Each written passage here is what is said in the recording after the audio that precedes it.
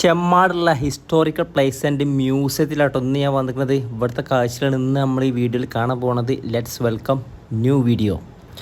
നമ്മളെ ലൊക്കേഷൻ വരുന്നത് ചെമ്മാട് പോലീസ് സ്റ്റേഷൻ്റെ നേരെ സൈഡിലാട്ടോ. ഏകദേശം ചെമ്മാട് നിന്ന് ടൗണിൽ നിന്ന് ഒരു 10 മിനിറ്റ് നടക്കാനുള്ള ദൂരമുള്ളൂ. അപ്പോൾ കയറി വരുമ്പോൾ തന്നെ വലതുവശത്ത് ഒരു സായിപ്പിൻ്റെ ശവക്കുടീരാണ് നമ്മൾ ആദ്യം ഇവിടെ കാണാൻ പോകും. കുറച്ച് മുന്നേ വരെ ഇവിടെ ക്ലീൻ ഒന്നും ഇല്ലായിരുന്നു, പ്രോപ്പർലി നല്ല മെയിൻ്റെനൻസ് ഒന്നും ഉണ്ടായിരുന്നില്ല. അതിനുശേഷമാണ് ഇത് ഹിസ്റ്റോറിക്കൽ പ്ലേസ് ആക്കി മാറ്റിയതും പിന്നെയാണ് ഇവിടെ മെയിൻ്റെനൻസ് കറക്റ്റായിട്ട് നടന്നത്. ഉള്ളിൽ കയറാൻ പ്രത്യേകിച്ച് എൻട്രി ഫീ കാര്യങ്ങളൊന്നുമില്ല. നമ്മൾ വ്ളോഗേഴ്സ് ആണെന്നുണ്ടെന്നുണ്ടെങ്കിൽ ഒരു ഫോമിൽ ഫില്ല് ചെയ്ത് കൊടുക്കേണ്ടതായിട്ടുണ്ട്. കയറി വരുമ്പോഴുള്ള എൻട്രൻസ് ആണിത്.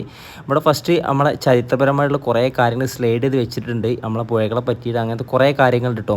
പിന്നെ ഏകദേശം ഒരു 1.5 മണിക്കൂർ കാണാനുള്ള കാഴ്ചകളുണ്ട് ഇവിടെ. ഞാൻ പെട്ടെന്ന് കാണിച്ച് പോകുന്നത് പണ്ടത്തെ കാലത്ത് ഉപയോഗിച്ചിരുന്ന ചട്ടികളും പാത്രങ്ങളൊക്കെയാണ് ഇത്. പിന്നീട് കുഴിച്ചെടുക്കപ്പെട്ടതായിട്ടുള്ള സംഭവങ്ങളാണ്. ഇതിൻ്റെ കറക്റ്റ് ഇതിൻ്റെ ഡീറ്റെയിൽസ് കൂടെ മെൻഷൻ ചെയ്തിട്ടുണ്ട്.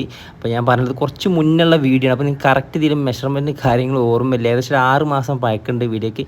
നന്നകാടികൾ കാര്യങ്ങളെന്നൊക്കെയാണ് ഇവിടെ എഴുതി വെച്ചിരുന്നത്. കുറേ ചട്ടികൾ, പാത്രങ്ങൾ, അതുപോലെ പണ്ടത്തെ ആൾക്കാർ ഉപയോഗിച്ചിരുന്ന ശിലായുഗത്തിൽ ഉപയോഗിച്ച് കുറേ പാത്രങ്ങളുണ്ട് ഈ സൈഡിലൊക്കെ. പല സ്ഥലങ്ങളിൽ നിന്നായിട്ട് കളക്ട് ചെയ്തിട്ട് വെച്ചതാട്ടോ. ഇതിൻ്റെ കറക്റ്റ് എന്നാണ്ട് എടുത്ത് ഇതിൻ്റെ ഹിസ്റ്ററിക്കൽ ഡീറ്റെയിൽസ് ഒക്കെ അവിടെ മെൻഷൻ ചെയ്തിട്ടുണ്ട്. പിന്നെ നമ്മളെ യുദ്ധപരമായിട്ട് നമ്മളെ ബ്രിട്ടീഷുകാരുമായിട്ടുള്ള യുദ്ധം നടന്ന ടൈമത്തെ അന്നത്തെ ആയുധങ്ങൾ, അന്നത്തെ കാര്യങ്ങളെ ഡീറ്റെയിൽസ് ഒക്കെ ഇവിടെ മെഷർ ചെയ്തിട്ടുണ്ട് കേട്ടോ. ഈ മുന്നിൽ കാണാൻ പോകുന്ന ജയിലിൽ എന്ന് പറഞ്ഞാൽ പണ്ട് ബ്രിട്ടീഷുകാരെ നമ്മളെ തടവിലാക്കി വെച്ചിരുന്ന ജയിലുകളാണ്.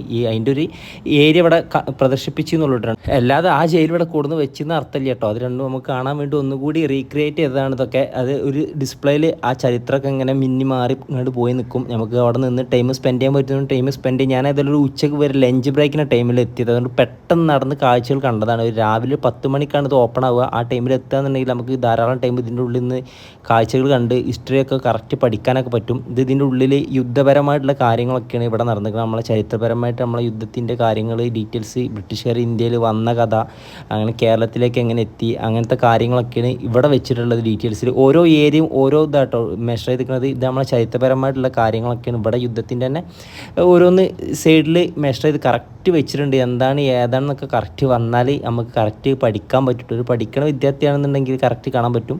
പിന്നെ ഇതിൻ്റെ ബാക്ക് സൈഡും ചുറ്റുപുറം ഇതേപോലെ കുറേ ഫ്രെയിംസ് വെച്ചിട്ട് അതിൻ്റെ ഡീറ്റെയിൽസൊക്കെ മെൻഷൻ ചെയ്തിട്ടുണ്ട്. എന്താണ് ഏതാണെന്നൊക്കെ എനിക്ക് കറക്റ്റ് പറയാൻ അറിയാത്തതുകൊണ്ട് ഞാൻ പറയണില്ല.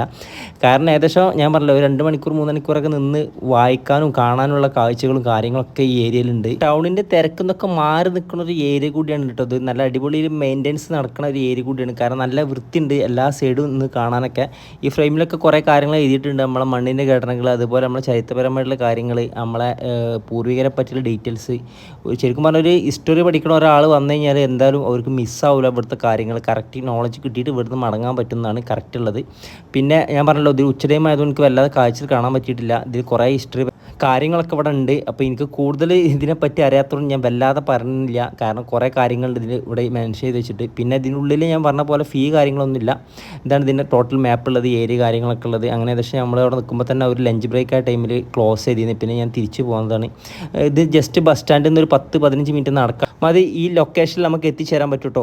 ജസ്റ്റ് 10 മിനിറ്റ്, മാക്സിമം 15 മിനിറ്റ് അത്ര തന്നെ ഉണ്ടാവുള്ളൂ. ഇതാണ് ലൊക്കേഷൻ വരുന്നത്. നല്ല അടിപൊളി മെയിൻ്റെനൻസും നല്ല അടിപൊളി ഫ്രെയിമും കാര്യങ്ങളൊക്കെ ഇവിടെ വന്നാൽ.